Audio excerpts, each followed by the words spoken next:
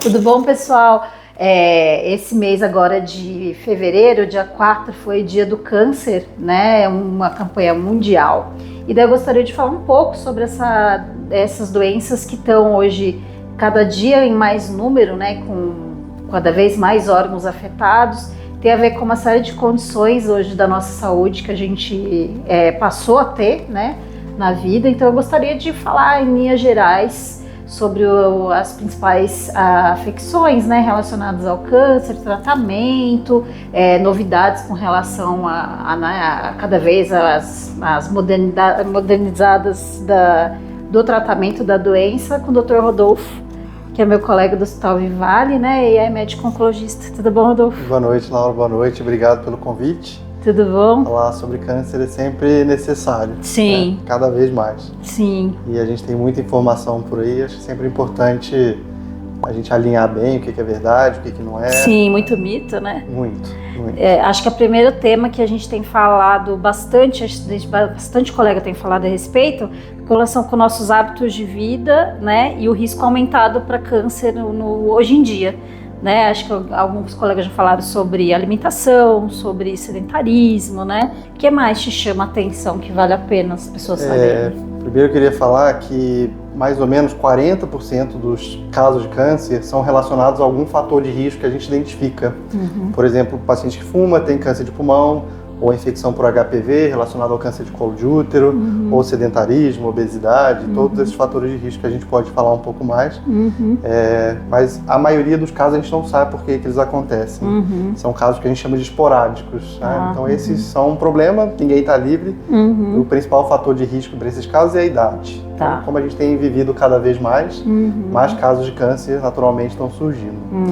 Agora, 40% ainda assim é um número muito alto para a gente ter um culpado que a gente consegue controlar. Então, se a gente pensar que se a gente controlar esses fatores de risco, a gente consegue diminuir muito o número de casos de câncer. E acho que esse é o principal sentido da conscientização, da gente mudar o estilo de vida, fazer os exames preventivos e tentar reduzir essa parcela que a gente sabe de quem é a culpa. Sim. E quais são os principais, assim, que você acha, fatores de risco que dá para fazer alguma prevenção, né? Então, os principais fatores de risco que justificam esses 40% dos casos estão relacionados única e exclusivamente aos nossos hábitos de vida, né? Principalmente tabagismo, né, que felizmente vem diminuindo, uso de álcool para menos casos do que o de câncer causados pelo cigarro, mas também é um fator de risco. Sedentarismo e obesidade, que estão, de certa forma, ligados. Isso faz muita diferença. A gente sabe que quem faz atividade física tem menos câncer. E pessoas que não são obesas, que é uma condição inflamatória, já que a gente já sabe isso hoje em dia, também tem menos câncer. Alimentação. Então, a gente tem diversas teorias de qual seria a melhor alimentação.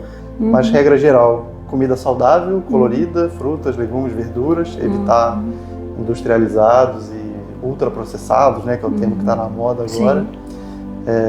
Carne vermelha, alimentação, álcool, cigarro, sedentarismo, obesidade. Acho que esses são os principais fatores de risco. E as prevenções, né, que a gente pode fazer Talvez estresse seja um fator de risco. Estresse é um fator também, né? Então, acho que não está tão comprovada essa ligação. Mas tem uma relação com a autoimunidade, né? Com imunidade e câncer estão diretamente ligados. Então, a gente não tem um estudo objetivo que mostra que pessoas mais estressadas têm mais câncer. Mas, na prática, a gente vê essa relação. Sim. E esse talvez a gente não consiga controlar tanto, né? Exato, mas acho que tem a ver com o manejo de estilo de vida, né? Sim. Controle do estresse, né? Poluição. Como que você gerencia a sua vida para daí ter um desencadeante, né? Às vezes tem muita relação como desencadeante, né? Oncológico. Talvez já tenha todos os outros fatores e esse é mais um desencadeante, né? E é até curioso que tem alguns tipos de câncer que a gente vê mais em um perfil determinado de pacientes. Certo. Por exemplo, pacientes muito ansiosos. Aí eu não posso dizer que a ansiedade é um fator de risco diretamente, mas a gente acaba vendo essa associação. Chama atenção, apesar de não ter nada comprovado. Certo. E você falou de prevenções, né? que é aquilo que pode ser prevenido, que a gente tem exames que investigam, né, que é importante fazer investigação anual? Se a gente pegar os dados do INCA para o próximo triênio, 24, 25 e 26, a gente for analisar quais os casos de câncer, os tipos mais comuns no homem e na mulher, os principais no homem são próstata, cólon e pulmão. E na mulher, mama, cólon, né, intestino, e o terceiro é colo do útero.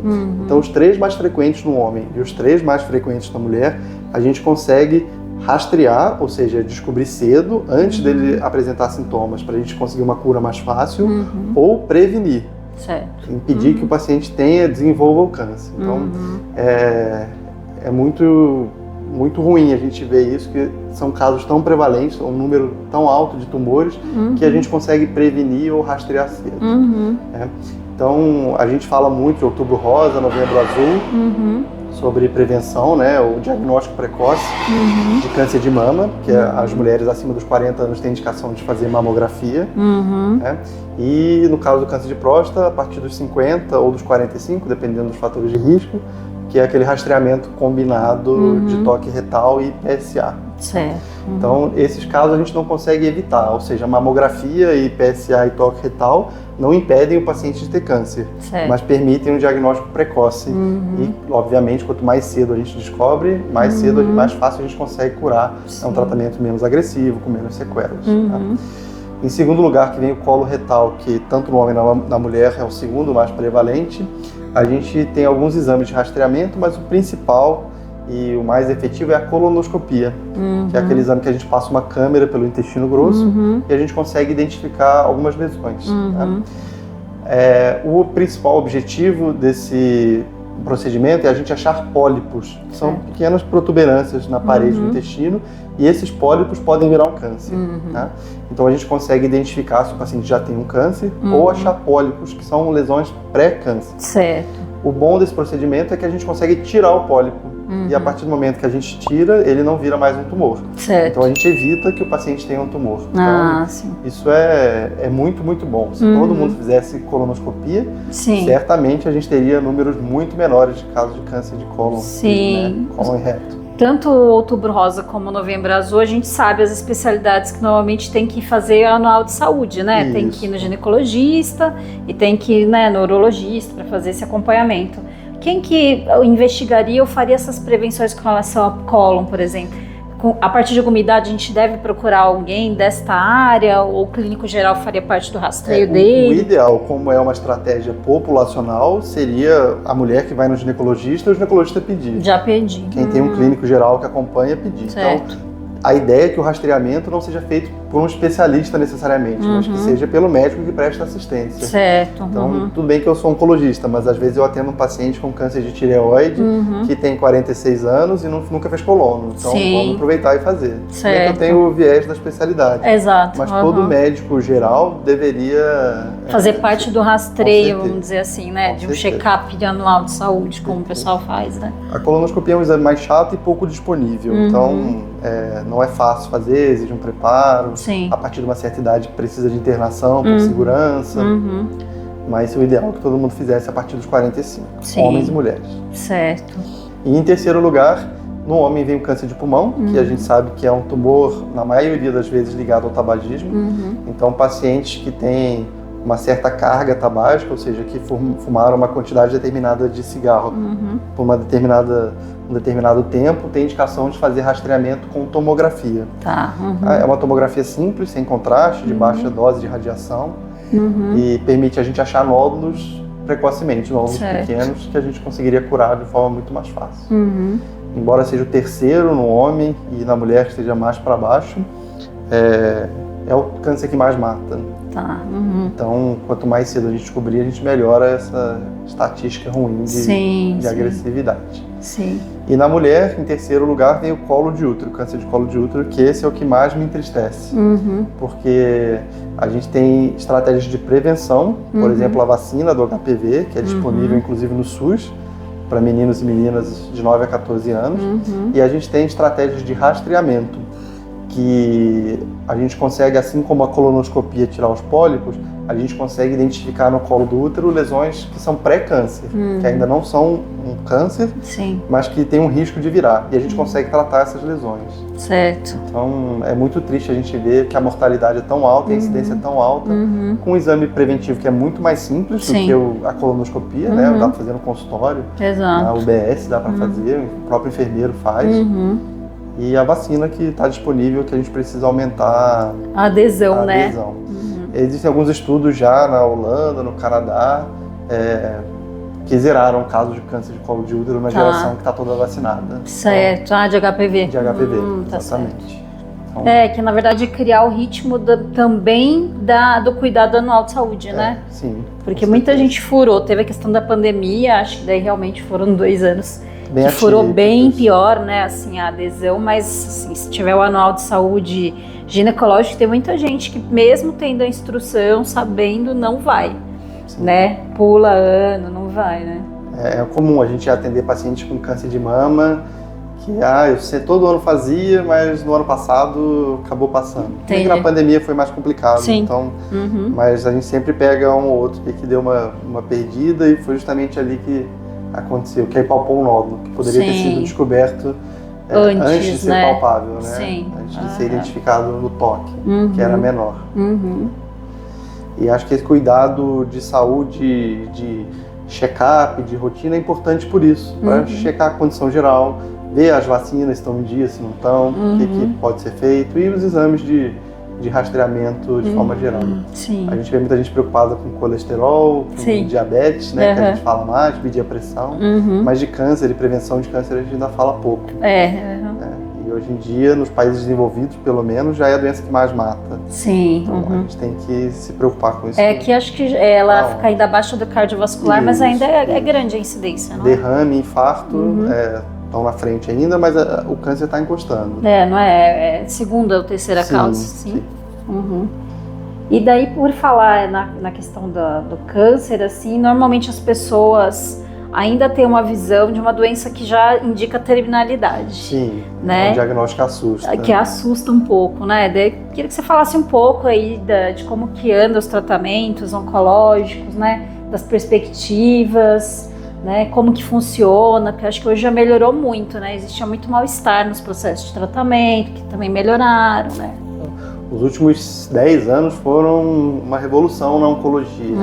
As pessoas até ficam surpresas quando eu falo, assim, no meu consultório, a maioria dos pacientes fica curada. Não porque eu sou o melhor oncologista do mundo, mas porque a tecnologia hoje permite que a gente trate de forma mais eficiente, e o rastreio também permite que a gente descubra mais cedo. Então, a maioria, felizmente, dos meus pacientes estão bem, levam uma vida tranquila.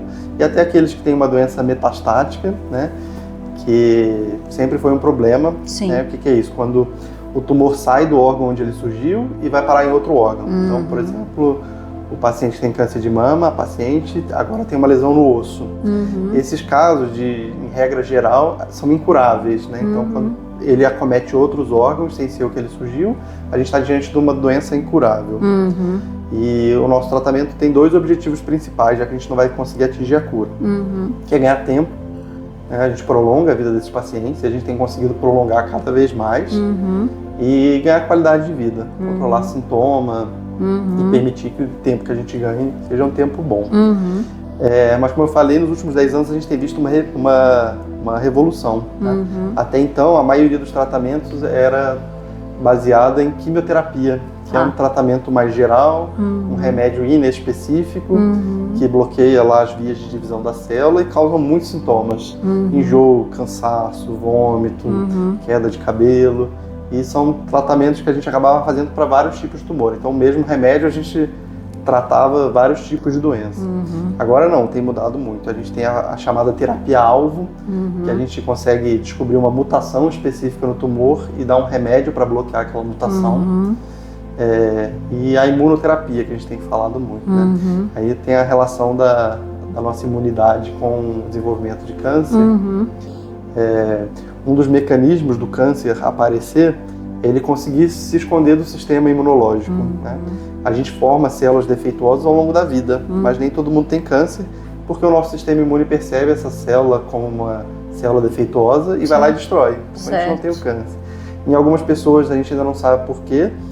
O sistema imune não consegue perceber essa célula como defeituosa e ela consegue crescer escondida do sistema imune. Certo. E a imunoterapia faz isso. Ela bloqueia essa capa do tumor. E aí o seu sistema imune percebe a doença e começa a atacar. Certo. Então, diferente da quimioterapia, que ataca diretamente a célula do tumor e impede ela se dividir, se dividir, e ela morre, a imunoterapia melhora o sistema imune para ele atacar o tumor. Então, muitas doenças que a gente considerava incuráveis por serem metastáticas, como câncer de pulmão, ou melanoma, ou câncer de rim, a gente tem visto desaparecerem e o paciente ficar curado. Isso é uma quebra de paradigma gigante. Então, isso tem que mudar também a percepção das pessoas sobre o tratamento do câncer ou sobre a condição de ser metastático ou não. Porque a gente consegue, hoje em dia, curar muitos desses pacientes. Lógico que a gente ainda está engatinhando, a gente está tentando entender como isso acontece para poder selecionar os pacientes para cada tratamento. Mas a evolução tem sido gigantesca. E melhorou também a qualidade de vida de quem trata, né? Com certeza. Porque tem muito menos sofrimento do que já foi descrito antes, né? Muito vômito, hiper de peso e mal-estar. Eu vejo que hoje é bem mais suave isso, né? Já houve uma melhora nessa parte. Pensa, quem não teve contato recente com um paciente em tratamento oncológico, já pensa em alguém careca, no chão do banheiro vomitando, com um olhinho encovado, lá magrinho. E isso é o que a gente menos vê hoje em dia. Né? A imunoterapia, por exemplo, é um tratamento que não dá enjoo, não dá vômito, não cai cabelo, terapia-alvo não cai cabelo. Então, mudou muito. A qualidade de vida tem sido um foco importante das pesquisas no desenvolvimento de novas medicações. Lógico que existem tratamentos que são tóxicos, mas estão melhorando e está melhorando também o suporte. Então a gente tem melhores remédios para enjoo, melhores remédios para diarreia, melhores abordagens para perda de apetite. Então a gente faz o controle geral e a qualidade de vida tem melhorado muito. Esse é um dos focos também. Né? Como eu falei, ganhar tempo, mas tempo com qualidade. Antes da gente falar um pouco sobre questões de terminalidade, eu lembrei de a gente falar um pouco também sobre as questões psiquiátricas relacionadas à questão neurológica, às vezes por conta do próprio câncer, né? Mas por conta da própria doença, da cronicidade dela, né? Tem uma incidência alta que você percebe de quadros de ansiedade ou depressão? Bastante altos. Principalmente ansiedade, e eu associo muito com falta de informação. Muito paciente que chega com o diagnóstico, mas o médico que diagnosticou não explicou tanto, talvez até porque não fosse a área dele, por isso encaminhou, mas eles já chegam com uma insegurança, ou quando vão começar um tratamento que não sabe o que vem pela frente, então até a gente sentar e conversar com calma sobre o que pode acontecer, esse paciente é muito ansioso, né? E tem questões de lidar com a própria doença, de ressignificar, de trabalhar como é que vai ser minha vida daqui para frente, será que eu vou ter alguma limitação, e a minha família, meus filhos, então isso tem um impacto grande, por isso que a gente precisa até de um acompanhamento conjunto, é fundamental. Né? No hospital tem bastante cuidado psicológico, né? Esse trabalho acontece também ambulatorial? Acontece. Com esses pacientes? E normalmente a gente tem psicólogos especialistas em oncologia que abordam de uma forma mais estudada, mais direta, mais profissional mesmo, casos específicos de câncer. Certo. E a diferença é enorme. Assim, quando você pega um paciente que faz o acompanhamento e outros que se recusam, porque alguns ainda se recusam, é muito grande a diferença. A diferença de como reage à doença e ao tratamento. E ao tratamento, sem dúvida. Faz muita diferença ter uma cabeça boa. Eu sempre falo para meus pacientes que cabeça boa é metade do sucesso do tratamento. Certo.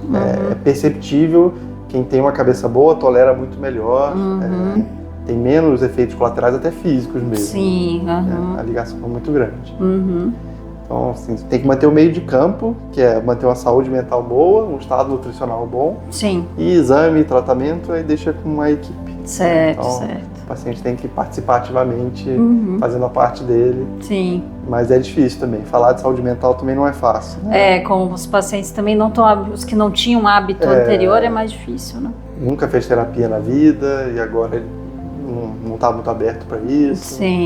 Acha que é normal estar triste porque está enfrentando um câncer dele, o que de fato é, mas ter apoio, ter suporte profissional é fundamental. É diferente, né? E melhora às vezes a qualidade do tratamento. Sem dúvida nenhuma. E daí, acho que a terminalidade seria o outro ponto que tem uma relação importante, né, com a questão emocional, né, que são pacientes aí que estão no que a gente chama de cuidado paliativo, né, são pacientes que têm uma condição que não teria mais muito investimento em tratamento, porque não teria mais, né, condições. E antes também tinha um sofrimento muito grande, né, desse paciente que não tinha muito recurso, né. E hoje estava falando da equipe de cuidados paliativos do hospital, né? Então, como funciona, né? O que é cuidado paliativo? Cuidado paliativo não é deixar morrendo lá num quarto em casa, né? Hoje tem uma outra perspectiva, né? E como de forma funciona alguma. isso? O tratamento do paciente que não é candidato à cura, como eu falei, é para a gente ganhar tempo e qualidade de vida. Tá? Em algum momento esses recursos se esgotam. Por exemplo, não tem mais uma quimioterapia que funcione, que talvez a gente tentar um tratamento só daria mais efeito colateral, então talvez a gente não consiga esticar mais o tempo de vida desse paciente. Então a gente vai olhar para o segundo, exclusivamente para o segundo quesito, que é qualidade de vida. E cuidado paliativo é basicamente isso, a gente garantir a qualidade de vida.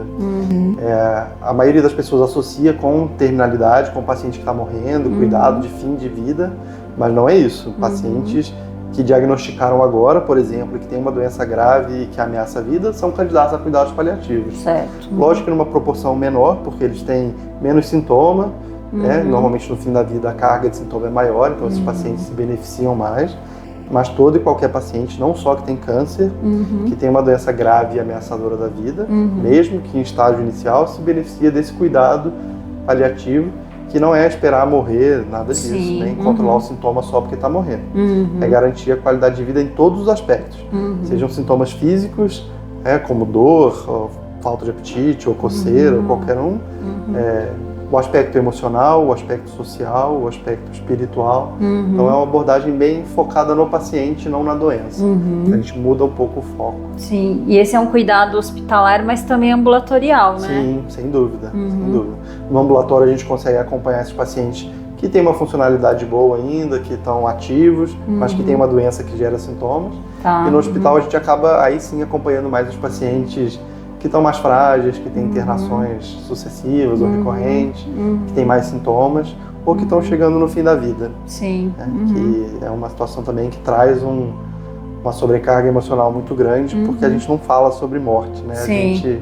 Todo mundo vai morrer, ninguém vai fugir disso, mas a gente não fala sobre isso. Sim. Então, Existe uma dificuldade, acho que até mesmo dos colegas, né? Sim. De falar a respeito. Então é mais complicado até para lidar com isso, né? Que como você falou, é mais difícil um colega às vezes dar a melhor informação para o paciente, né? Porque é difícil lidar com essa sensação de impotência diante dessa condição que a gente vai ter que passar por ela. Sim. E cada um tem uma vivência, cada um tem uma cultura. Se a gente não treinar a comunicação, a chance de não ter um sucesso é muito grande. A gente está acompanhando uma paciente agora no hospital que ela tem 102 anos. E hoje mesmo a filha falou: não, mas eu espero que a mamãe viva muito ainda. Né? E talvez a gente tenha que alinhar algumas expectativas, embora ela esteja bem, ela lave a louça, ela ande em casa, ela tem 102 anos, né? Não sei até quando a gente vai conseguir esticar a vida dela com qualidade. Sim. E a gente aos pouquinhos vai conversando sobre isso, porque as pessoas evitam falar sobre morte. Sim. Né? E qual é a expectativa de vida de alguém de 102 anos? Né? Não sei nem dizer, mas é baixa, né? Sim. Qualquer coisa que aconteça pode desencadear um problema mais sério. É um pouco frágil. E é uma vida, também pensar que vida com qualidade ela vai ter, né? Sim. A partir dos 102 anos, né? Acho que enquanto ela tiver, ótimo, a gente vai fazer o que for possível. Mas a gente já tem que estar um passo à frente pensando, e se não acontecer como a gente espera? Né? O que a gente vai fazer com essa senhora? Sim. A filha certamente vai sofrer bastante, porque ainda não está assimilando bem que ela tem 102 anos. Exato, né? Que é uma questão que vocês devem enfrentar bastante, né? No cuidados paliativos. Sim. Mais até do paciente, é como a família, né? Vai lidar com a... Sim, e boa parte dos pacientes são aqueles muito idosos, acima de 80, né? Então a expectativa da família é muito importante. E alinhar essa expectativa, né? Desde cedo, não só na hora que está morrendo, né? Mas já ir se preparando. Sim. E esse trabalho é feito também junto com a equipe de psicologia hoje em dia, da cuidados paliativos. Sim. A gente tem psicólogos dentro da equipe. Ah, legal. O meio minha avó tem 90 anos e eu já vou preparando, assim, ó, ela pode cair e quebrar a perna qualquer mulher, ela mora sozinha. Sim.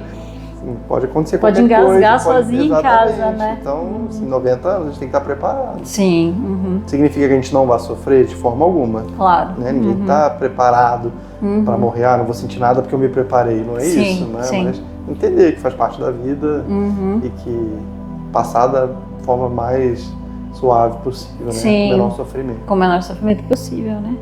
Tá joia. Muito obrigada, Rodolfo. Acho que daí estava conversando, tem outros temas, né? Ou tem patologias mais específicas que a gente pode lidar depois para conversar sobre outros tipos específicos, né? Da oncologia, mas acho que num mês de câncer em geral é muito importante essa informação de prevenção, mudança de estilo de vida, de que existe tratamento, né, para as pessoas hoje cada dia melhor, né, com menos dano para as pessoas, né, que existe cuidado paliativo, que vai haver menos sofrimento do que havia antes, né, acho que tudo isso é muito importante e aproxima um pouco, né, o oncologista de um cuidado que às vezes assusta, né, a população em vez de aproximar, né. Assusta. Se marcou consulta com o oncologista, a pessoa já chega preocupada e com o pé atrás. Sim. Até evito quando o paciente chega e fala, oi, tudo bem? Eu já ouvi assim, não, estou numa consulta com um oncologista, não tá tudo bem. Não tá tudo bem. Tá certo, então. Tem que mudar essa perspectiva de que pode estar num oncologista e tá tudo bem. É o que a gente quer, que esteja tudo bem, apesar da doença. Sim. Tá joia, muito obrigada, Adolfo. Imagina, eu que agradeço.